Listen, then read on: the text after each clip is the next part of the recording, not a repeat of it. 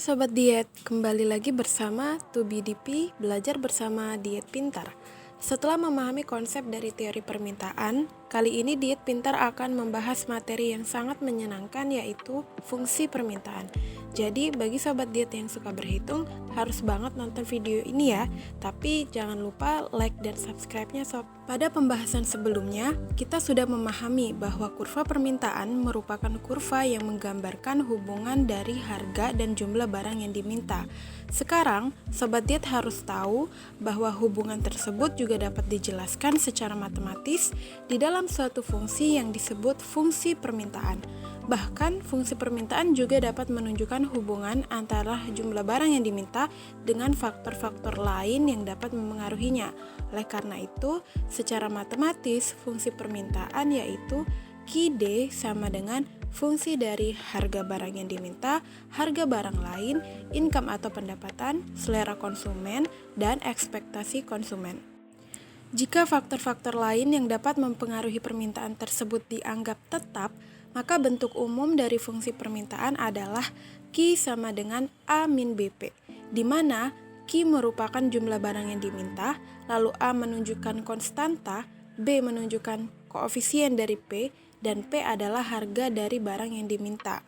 Berdasarkan bentuk umum dari fungsi permintaan tersebut, jika Sobat Diet berada dalam suatu kondisi di mana Sobat hanya mengetahui jumlah barang yang diminta pada berbagai tingkat harga, lalu Sobat ingin mencari fungsi permintaan dari barang tersebut, maka Sobat bisa menggunakan rumus Q dikurang Q1 dibagi Q2 dikurang Q1 sama dengan P dikurang P1 dibagi P2 dikurang P1.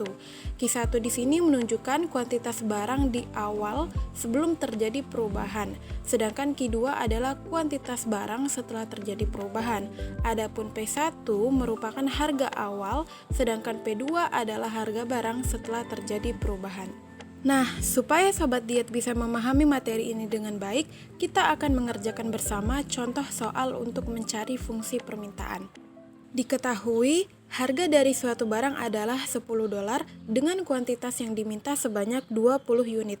Lalu, harga barang tersebut mengalami peningkatan menjadi $20 sehingga kuantitas barang yang diminta menjadi 10 unit.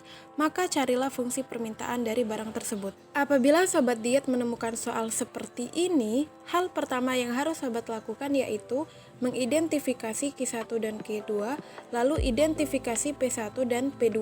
Berdasarkan soal tersebut, kita dapat mengetahui bahwa Q1 dari soal itu adalah 20 unit dan P1 yaitu $10, sedangkan Q2 yaitu 10 unit dan P2 adalah $20. Lalu, Sobat tinggal memasukkan angka-angka tersebut sesuai dengan rumus sebelumnya yang sudah kita bahas, yaitu Q dikurang Q1 dibagi Q2 dikurang Q1 sama dengan P dikurang P1 dibagi P2 dikurang P1.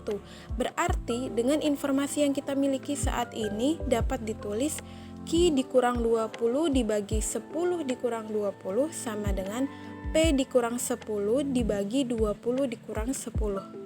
Lalu, persamaan tersebut kita sederhanakan menjadi Q dikurang 20 dibagi minus 10, di mana minus 10 diperoleh dari 10 dikurang 20, sama dengan P dikurang 10 dibagi 10. Jika sudah seperti ini, Sobat Diet tinggal membuat perkalian silang, yaitu 10 dikali Q min 20 sama dengan minus 10 dikali P minus 10, maka diperoleh hasil 10Q min 200 sama dengan min 10P ditambah 100.